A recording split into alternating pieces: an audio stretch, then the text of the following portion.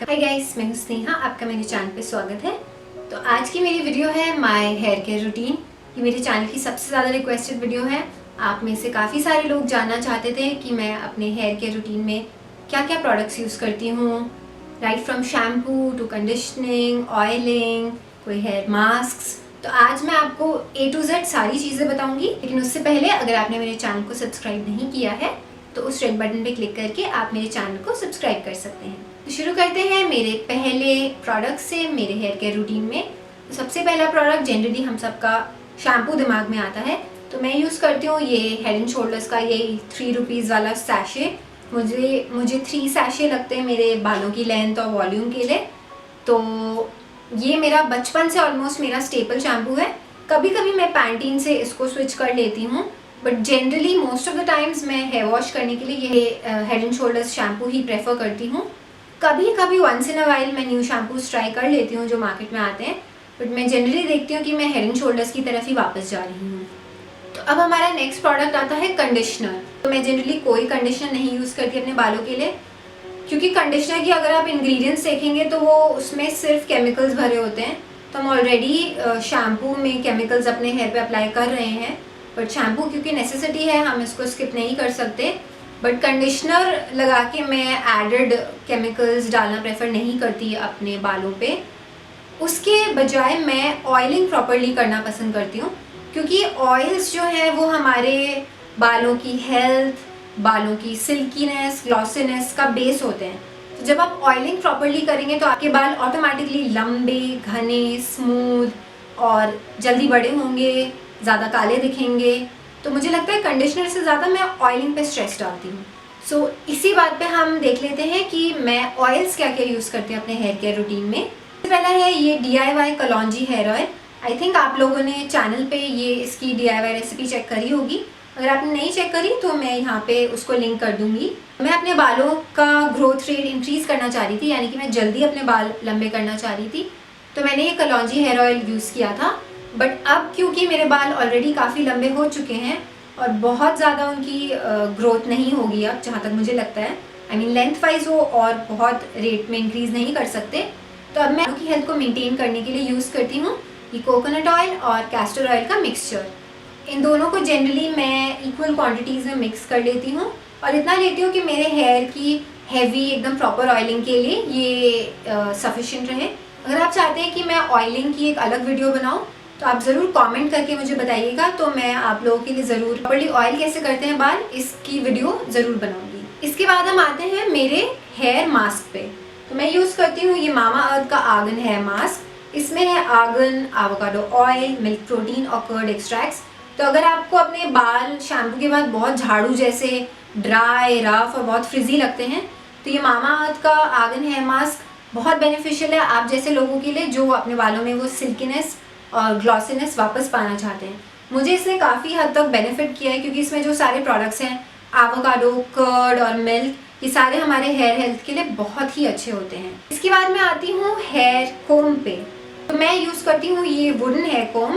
इसमें wide tooth भी हैं और ये फाइन टूथ भी हैं, जो कि अलग अलग पर्पसेस हमारे सॉल्व करते हैं हमारे हेयर ब्रशिंग में। काफ़ी टाइम तक मैं प्लास्टिक हेयर कोम भी यूज़ करती थी, अभी कुछ टाइम पहले मैंने रिसेंटली वुडन कोम पे स्विच किया है और मैं ऑलरेडी रिजल्ट्स देख सकती हूँ। मेरे बाल ऑलरेडी लेस फ्रिजी दिखते हैं मुझे, और जब मैं डिटैंगलिंग करती हूँ तो मुझे उतना दर्द नहीं होता है अपने हेयर रूट्स पे, मुझे उतना टाइम नहीं लगता है डिटैंगल करने में, और साथ ही साथ जो हेयर फॉल का रेट है वो भी काफ़ी कम रहता है अगर आप वुडन कोम यूज़ करते हैं। अभी आप देख रहे होंगे मानसून में आप में से ज़्यादातर लोगों को बहुत हेयर फॉल हो रहा होगा, लेकिन अगर आप वुडन कोम यूज़ करेंगे तो बिल्कुल मिनिमाइज हो जाएगा हेयर फॉल। इसके बाद हम आते हैं हेयर स्टाइलिंग टूल्स पे। तो जब हम हेयर स्टाइलिंग टूल्स की बात करते हैं, सबसे पहला टूल जो दिमाग में आता है वो है हेयर ड्रायर। पर मैं बिल्कुल हेयर ड्रायर इस्तेमाल नहीं करती। मुझे लगता है मैंने अपने लाइफ टाइम में शायद वंस या ट्वाइस हेयर ड्रायर इस्तेमाल किया होगा। हेयर ड्राइंग के ऊपर मैं एयर ड्राइंग पसंद करती हूँ। अगर विंटर्स होती हैं तो मैं थोड़ी देर धूप में बाहर बैठना पसंद करती हूँ। मेरी मॉम हमेशा कहती हैं कि बालों को धूप की तरफ धूप में करके बैठो थोड़ी देर के लिए, क्योंकि धूप लगना बालों में बहुत ज़रूरी है। बहुत ज़्यादा धूप लगना ऑफकोर्स डैमेज हो जाएगा, आपको टैन हो जाएगा, पर थोड़ी देर स्पेशली विंटर्स में तो धूप में बाल सुखाना बहुत ज़रूरी होता है। समर्स में है क्योंकि हम धूप में बाल नहीं सुखा सकते, नॉर्मल एयर ड्राई करिए आप अपने बाल। अगर आपके पास टाइम नहीं है, सुबह बिल्कुल आपको हेयर वॉश करके ही ऑफिस जाना है, तो आप या तो शाम को आके करिए, नहीं तो आप जो आपके वीकेंड्स हैं, छुट्टी है, उस टाइम हेयर वॉश करिए। हेयर वॉश को ऐसे प्रायोरिटी बनाइए कि आपको हेयर ड्रायर का एकदम कम से कम इस्तेमाल करना पड़े, क्योंकि हेयर ड्रायर की जो हीट है वो रूट्स को इतना वीक बना देती है कि आपके बाल बहुत ज़्यादा गिरने लगते हैं। तो मैं हेयर ड्रायर रेकमेंड नहीं करूँगी अगर आपके बाल बहुत वीक, ब्रिटल और फ्रिजी हैं। नेक्स्ट हम आते हैं कुछ हेयर स्टाइलिंग प्रोडक्ट्स पे। तो मैं हेयर सीरम इस्तेमाल करती हूँ, ये लॉरियल का total repair 5 smoothing and nourishing hair serum.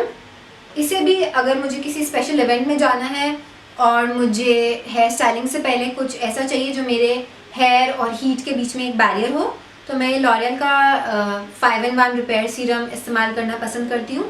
काफ़ी टाइम से मैं इसे यूज़ करती आ रही हूँ, बहुत कम यूज़ करती हूँ, अगर महीने में 1-2 बार कभी स्टाइलिंग करनी हो तभी इसका इस्तेमाल करती हूँ, और इसके रिजल्ट्स काफ़ी अच्छे हैं। आपको पी साइज अमाउंट लेके मिड लेंथ से एंड्स तक आपको कॉन्सेंट्रेट करना होता है, और ये बालों को बिल्कुल ग्रीजी, वे डाउन या ऑयली नहीं दिखाता है। इसके बाद हम आ जाते हैं एक हेयर स्प्रे पे। मैं इस्तेमाल करती हूँ ये DIY एलो रोज़ हेयर स्प्रे। इसकी भी रेसिपी मैंने अपने चैनल पे डाली हुई है, अगर आप वो देख के बनाना चाहते हैं मैं यहाँ पे ज़रूर लिंक कर दूँगी आप लोगों के लिए। और ये आफ्टर हेयर स्टाइलिंग जब मुझे थोड़ी ग्लॉसीनेस और वो एक फिनिश लुक चाहिए होता है अपने बालों पे, और मैं चाहती हूँ कि जो मैंने स्टाइलिंग किया है वो थोड़े टाइम तक स्टे हो, या अगर फ्रिजीनेस हो रही है उसको मुझे टेम करना है, तो मैं ये एलो रोज़ हेयर स्प्रे यूज़ करना पसंद करती हूँ। ये बिल्कुल होममेड, नेचुरल, ऑर्गेनिक है। तो एक तो ये कोई केमिकल्स ऐड नहीं कर रहा है बालों में, प्लस ये बालों को किसी तरह का नुकसान नहीं पहुँचा रहा है। इसलिए हम आ जाते हैं हेयर स्टाइलिंग टूल्स पे, और मैं स्ट्रेटनर यूज़ करती हूँ, वो है ये रेमिंगटन का हेयर स्ट्रेटनर है S2002, और इसको लिए हुए मुझे ऑलमोस्ट 5 years हो गए हैं, और ये बिल्कुल बालों को अच्छे से स्ट्रेट करके उसको होल्ड करने में मदद करता है। तो जनरली क्या होता है, जो आप हेयर स्ट्रेटनर्स यूज़ करते हैं, थोड़े ही टाइम में आपके बाल अगर फ्रिजी हैं तो बैक टू फ्रिज, अगर आपके बाल कर्ली हैं तो नॉर्मल वो कर्ल्स वापस आ जाते हैं। बट ये स्ट्रेटनर के साथ मैंने देखा है कि बाल एकदम सिल्की और स्ट्रेटेंड इन अ हेल्दी वे, ये अच्छे से बालों को आपके सिल्की और स्ट्रेट बना देता है। पर इसका यूजेज लिमिट भी मैंने मंथ में 1 या 2, जब मुझे लगता है कि अगर कोई ऐसा स्पेशल इवेंट है जहाँ पे मुझे अपने बालों में हीट स्टाइलिंग करनी ही पड़ेगी, तभी मैं इसको यूज़ करती हूँ।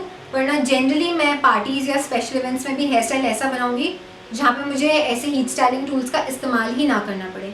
हाँ, अगर आपको बाल अपने ओपन रखने हैं और अगर आपको ऐसा लुक चाहिए तो इस्तेमाल कीजिए, वरना इसका यूजेज बिल्कुल मिनिमम से मिनिमम करिए। डेली यूजेज में तो आप इसको बिल्कुल ना लाएं, ये आपके बालों को काफ़ी हद तक नुकसान पहुंचा सकता है, और ये आपके एंड्स को काफ़ी ड्राई और झाड़ू जैसा बना देता है। इसके अलावा अगर मैं आपको किसी पॉपुलर ब्रांड का रेकमेंड करूं तो फिलिप्स का केराशाइन रेंज के स्ट्रेटनर्स बहुत अच्छे लगते हैं। मैंने हॉस्टल में स्वाति के पास ये देखा था, Swati if you watching this हाय, तो फिलिप्स के केराशाइन स्ट्रेटनर्स बहुत अच्छे हैं आपके ये स्पेशल ओकेजन यूज़ के लिए। तो लास्टली मैं आ जाती हूँ एक हेयर कर्लर पे, और मैं फिलिप्स का यूज़ करती हूँ model number HP8618। So this is a tapered curler. तो ये ऐसे मतलब बाल यहाँ से तो बीची वेव्स बनते हैं और एंड्स में जाके वो टाइटर कर्ल्स हो जाते हैं, तो बहुत ही एक यूनिक कर्ल लुक देता है, और ये बहुत ईजी टू यूज़ है। One of my best curling tools है जो मेरे किट में है। बट अगेन इसका यूजेज भी कभी 2-3 मंथ्स में एक बार, या मुझे लास्ट याद भी नहीं है मैंने कब यूज़ किया था, लेकिन कभी अगर मुझे लगता है मुझे कर्ल्स चाहिए any time, once in a blue moon, तब मैं इसको इस्तेमाल करती हूँ। और सेम मैं आपको रेकमेंड करूँगी, रेगुलर यूजेज के लिए हीट स्टाइलिंग टूल्स बिल्कुल नहीं है, लेकिन हम लड़कियों को तैयार होना बहुत अच्छा लगता है, तो ये कभी कभी यूज़ के लिए अगर आप अपने किट में रखना चाहते हैं तो आप बिल्कुल रख सकते हैं। साथ में आपको ये भी बताना चाहूँगी कि ये हेयर केयर रूटीन जितना इम्पॉर्टेंट है, उसके साथ अच्छा खाना पीना, जिसमें iron, sulphur, vitamin C, vitamin E आपके खाने में भरपूर मात्रा में हो, ताकि वो आपके बालों को अंदर से नरिशमेंट पहुंचाए। अंदर से जितना ज़्यादा नरिशमेंट जाएगा आपके बाल बाहर से उतने ज़्यादा हेल्दी दिखेंगे। तो ये था मेरा हेयर केयर रूटीन। अगर आपको ये वीडियो अच्छी लगी हो, इसको लाइक करना मत भूलिएगा, फ्रेंड्स और फैमिली के साथ भी शेयर करना मत भूलिएगा, उन्हें भी पता चले कि हेयर केयर रूटीन में राइट टाइप ऑफ प्रोडक्ट्स क्या हैं जो उनको लॉन्ग रन में लंबे, ग्लॉसी और हेल्दी हेयर दे सकें।